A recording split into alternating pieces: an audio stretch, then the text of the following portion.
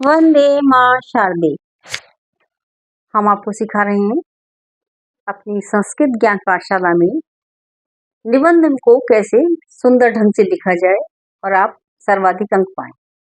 तो आज का जो विषय है वो हमारा निबंध का है प्रदूषण। प्रदूषण वास्तव में क्या है? प्रदूषण वो है जो मनुष्य के द्वारा जो प्रकृति के साथ हमने खिलवाड़ करते हैं, वही प्रदूषण का एक गहन समस्या के रूप में रूप धारण कर लेता है। वो है हमारा प्रदूषण। और प्रदूषण क्या है?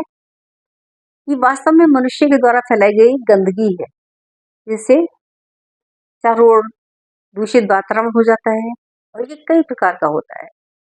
अब देखिए, प्रकृति ने हमें क्या नहीं दिया है। आप सोचिए, हम एक छोटा सा बीज जब पृथ्वी के अंदर बोते हैं, जमीन के अंदर, वो पौधा बनता है, वृक्ष बनता है, फल देता है, फूल देता है, छाया देता है, लकड़ी देता है, फर्नीचर हम बनवाते हैं।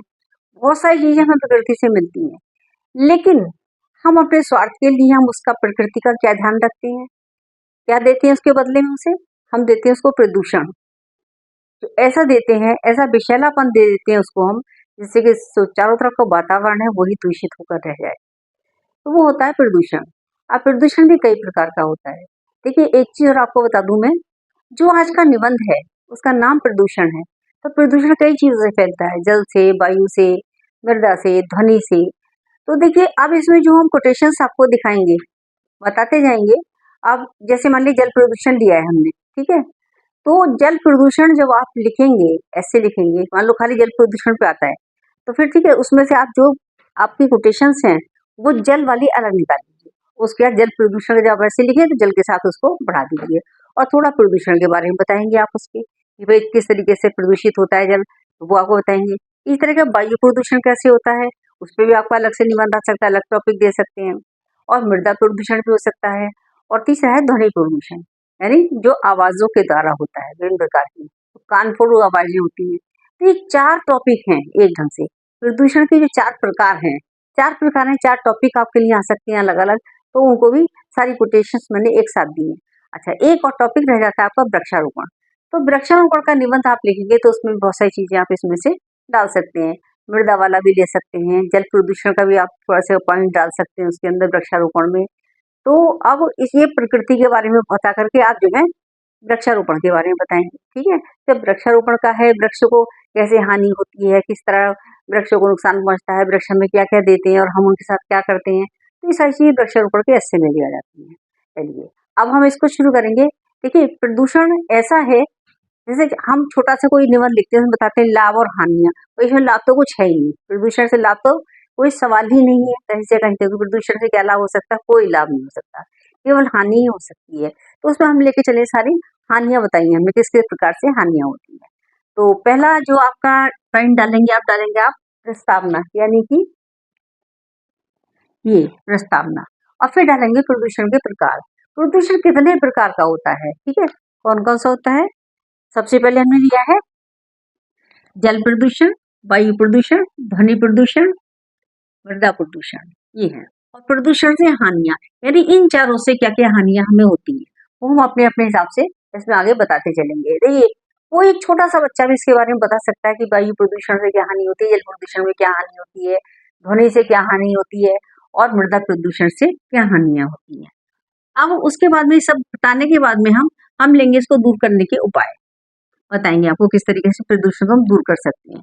उसके लिए हमने लिया है सरकार का दायित्व और परिवार का दायित्व, यानी कर्तव्य, और सबसे लास्ट में उपसंहार। देखिए, जब हम दूर करने के उपाय लिखेंगे तो फिर सरकार का भी कर्तव्य होना चाहिए कि वहां जैसे गली मोहल्लों में गंदगी बड़ी होती है, ठीक है, जो दायित्व नगर पालिका का है, वहां के कर्मचारी अच्छे से कार्य करें तो ये प्रदूषण होगा ही नहीं, ये समस्या होगी ही नहीं गंदगी की। तो ना गंदगी की समस्या नहीं होगी तो प्रदूषण नहीं होगा। ये सरकार के दायित्व भी बहुत सारे हैं इसमें। और साथ साथ सरकार के साथ साथ मनुष्यों का भी दायित्व है।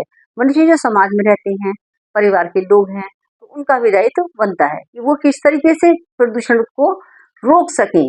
घर से ही प्रदूषण, देखिए जैसे कहते हैं ना कि जो माता जो है तो प्रथम शिक्षिका होती है एक बच्चे की, तो उसी तरीके से प्रदूषण की समस्या जो वो घर से ही प्रारंभ होती है। क्यों, कैसे? देखिए, जब हम अपने घर में सफाई रखते हैं तो हमें क्या करना चाहिए? उस कूड़ा कचरा है उसको किसका निस्तारण किस तरीके से करना चाहिए, जो हमारी ड्रेन से नालियाँ हैं उनको किस तरीके से साफ रखें, स्वच्छ रखें, क्या करना चाहिए हमें, वो सारी बातें घर से शुरू होती हैं। और सरकार का दायित्व है, वो उसके आगे सरकार का दायित्व बढ़ जाता है। देखिए हम घर का कूड़ा कचरा निकालेंगे, उसको कहीं तो रखेंगे, ठीक है। हमने मान लीजिए नगर पालिका वाला आया, उसको हमने कचरे में उसके रख दिया, हमने जो डस्टबिन है उसमें घर का कूड़ा कचरा डाल दिया, लेकिन फिर उसका दायित्व आगे बनता है कि वो उसको किस तरीके से उसका निस्तारण कराए। तो सरकार का दायित्व बन जाता है। अब मान लीजिए उसने ले जाकर के कहीं इकट्ठा कर दिया, तो क्या हुआ, कचरे का ढेर लग गया। जैसे कि दिल्ली में आप लोग देखते हैं कि वहाँ के पूरा कचरे का अंबार लगा हुआ है, ठीक है। और मनुष्यों के लिए कितना हानिकारक है, अगर किसी को गिर जाए, और कहते हैं कई टन कूड़ा इकट्ठा है, तो जिससे कि जहाँ भी वो गिरेगा, इसके ऊपर मान लो गाड़ी के ऊपर गिर जाए, तो क्या वो गाड़ी का कचूमर निकल जाएगा। तो ये हमने किसने इकट्ठा किया, ऐसा मनुष्य ने अपने घर का कूड़ा नगर पालिका को दिया, नगर पालिका ने वहां जाके इकट्ठा कर दिया। तो इस तरीके से प्रदूषण जो है ये ये विकराल रूप ले लिया प्रदूषण ने।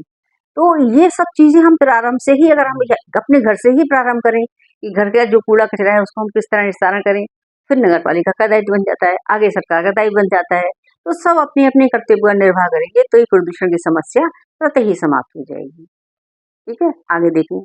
देखिए बहुत सारी चीजें मैं आपको बताऊंगी कि कूड़ा कचरा कैसे, किस तरीके से उसको हम घर के जो दायित्व हैं उसमें हम बताएंगे आपको कि जो थोड़ा सा है, कम से कम अगर मान लीजिए आपके घर में आप किसी नगर पालिका वाले को आप मतलब डेली आप उसको 1 किलो कूड़ा दे रहे हैं, 1 kg दे रहे हैं, तो कम से कम आपके पास में जो हम बताएंगे आपको उपाय, उसमें आपके पास कितना आ जाएगा, 250 ग्राम। तो मतलब यानी कि पूरा 1 किलो कूड़ा जो है, 750 ग्राम कूड़ा जो है वो कम पहुंचेगा नगर पालिका। जब नगर पालिका पे कम पहुंचेगा तो आगे भी कम पहुंचेगा वो। इससे कि जो जो हमारे दायित्व है वो प्रारंभ से ही शुरू हो जाते हैं, घर से ही शुरू हो जाते हैं। तो ये तो हमने पॉइंट्स बताए आपको। चलिए अब कोटेशंस बताने जा रहे हैं। पक्षी, मानव और वन प्रदूषण मुक्त हो सबका जीवन। देखिए हमारी सबकी कामना यही है, प्रस्तावना में हमें लिखेंगे कि क्या है, हम कैसा चाहते हैं कि हमारा वातावरण हो वो तो स्वच्छ हो। वर्षा जल का संचय, भरा रहे ताल, ना रहे सूखा, ना पड़े अकाल। ये जल वाला है, तो जल प्रदूषण वाले में भी डाल सकते हैं, और जल के मैं आगे भी आपको और भी कराऊंगी, ठीक है। आगे देखिए, अब है मृदा प्रदूषण। मृदा कैसे प्रदूषित होती है उसके लिए हमने भी एक ये वाला पॉइंट दिया है।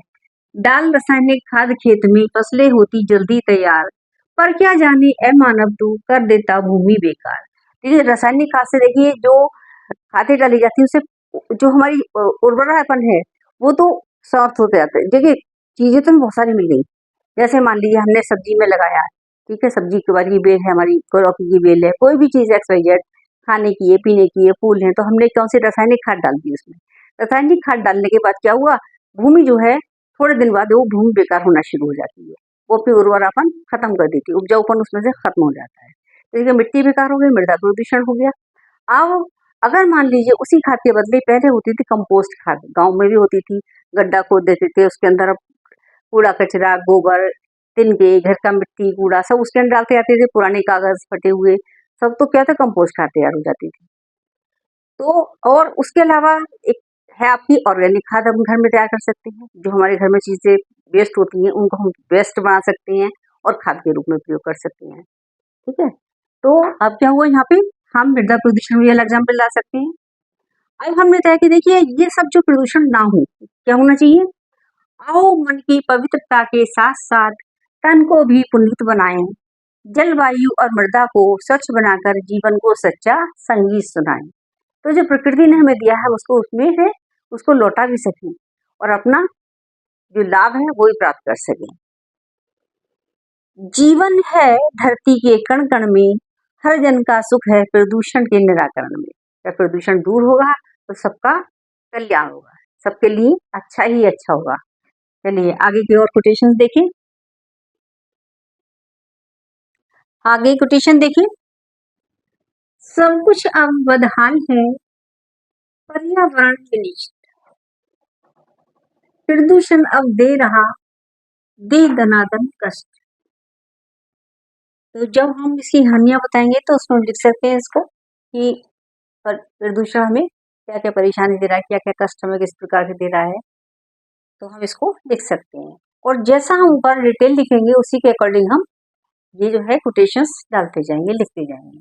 और इस वाले एस्से में जो कोटेशंस हैं वो हमने बता दिया आपको, कई एस्से में चल सकती हैं। वृक्षारोपण की अलग है, वृक्षारोपण की मैं अलग से और भी कराऊंगी इसके साथ साथ। और जल प्रदूषण की भी आ गई इसमें, मृदा प्रदूषण की भी आ गई, और वायु प्रदूषण की भी। ठीक है, आगे देखें। अगर फुर्सत मिले तो पानी की तरह तहरीरों से पढ़ लेना, हर एक दरिया हजारों साल का अफसाना लिखता है। देखिए, शायर ने लिखा है और शायर का नाम है बशीर बद्र। उन्होंने लिखा है। देखिए, चाहे कवि हो, शायर हो, वो सामाजिक समस्याओं से विचलित अवश्य होता है। उसका जो मन है, जो उसका कोमल हृदय है, वो इन सब चीज़ों की ओर ज़रूर आकृष्ट होता है और वो उसको अपनी शायरी का, कविता का, लेख और उसे लेख का और या पद्य का या गद्य का एक जो है वो हिस्सा बना लेता है और उसको लेकर के वो लिखता है। अपनी व्यथा लिख देता है, मन की व्यथा लिख देता है और हर चीज़ को जो है अब उसको जो है शायरी के माध्यम से लिख देता है। तो शायरी में मैंने यहाँ से लिया है ये बशीर बद्र जी का जो ये है आपकी शायरी है, ये वाली। अगर फुर्सत मिले तो पानी की तहरीरों को पढ़ लेना, हर एक दरिया हजारों साल का अफसाना लिखता है। दूसरा देखिए, मैंने अपनी आंखों से लहू छलका दिया, एक समुंदर कह रहा था मुझको पानी चाहिए। ये राहत इंदौरी की रचना है। ये राहत इंदौरी जी ने अपनी शायरी में लिखा है। उसने भी जल को लेकर लिखा है, तो मैंने उसको भी यहाँ पर ले आई हूँ और यहाँ लिख दिया है। कौन सा वाला है? मैंने अपनी आंखों से लहू छलका दिया, एक समुंदर कह रहा था मुझको पानी चाहिए। अब दूसरा देखिए, अब जल का और ही देखिए। जल आरक्षित हो गया तो हम आरक्षित हो गए, हम तो हम आरक्षित हो गए, दुनिया के सब लोग सारे रोगों के लक्षित हो गए। ये भी जल वाले में आप डाल सकते हैं। ठीक है, जल प्रदूषण वाले में जो आप लिखेंगे, पैराग्राफ बनाएंगे, उसके बाद डेली के ट्यूशन आप डाल सकते हैं। अगला देखिए, जल से जीवन, जल ही जीवन, यानी जल से जीवन है, जल ही जीवन है, जीवन का आधार है जल, इसीलिए तो सत्य कथन है, बिन जल नहीं कल। यानी जो जल नहीं है तो कल भी नहीं है। कल का मतलब है हमारा कल भी नहीं हो सकता अगर हम जल का संरक्षण नहीं करेंगे, जल का दुरुपयोग करेंगे, प्रदूषण फैलाएंगे, जल को गंदा करेंगे, तो हमारा कल भी नहीं बचेगा। आगे, तो ये जल के हो गए आपके। अब हमने लिए हैं ये प्रदूषण पर। कौन सी? ध्वनि प्रदूषण। ठीक है, ध्वनि प्रदूषण क्या होती है? जैसे तेज आवाज में लाउड स्पीकर बजते हैं, ढोल बाजे बजते हैं, तो क्या करते हैं? वो ध्वनि प्रदूषण फैलाते हैं। वास्तव में ध्वनि प्रदूषण, देखिए, कभी कहीं आप गए हो, जाते ही हैं अक्सर, जैसे मान लीजिए कहीं बहुत तेज आवाज में माइक चल रहा है, तेज आवाज में लाउड स्पीकर बज रहा है, तो वहां क्या होता है? तो वहां थोड़ी देर के लिए ऐसा लगता है कि जो हमारे कान गुंजा रहे हो, गूंजना शुरू कर देते हैं और जो उसकी जो ध्वनि है वो ऐसी हमारे कानों के अंदर तक भर जाती है कि वो कई कई दिन में जाकर दूर होती है। वास्तव में ऐसा होता है। और ये क्या कहते हैं, जैसे ढोल की आवाज होती है, बहुत तेज आवाज, उसमें अगर आप कितना भी चीख के बोले, आपका गला भी खराब हो जाएगा, दूसरा व्यक्ति आपकी बात को सुन भी नहीं पाएगा। तो ये होती है ध्वनि प्रदूषण। ठीक है, बहुत तेज आवाज में ये लाउड स्पीकर बजाना, तेज ध्वनि से सब जन परेशान, कान फोड़ू आवाजों से है खतरे में मानव जान। ठीक है, कान फोड़ू आवाजों से है खतरे में मानव की जान। ये भी हमने इसके लिए है, ध्वनि प्रदूषण से संबंधित आपका एक कोटेशन लिखी है। एक और है, तीव्र ध्वनि से होता नुकसान, हर जीव है इससे परेशान।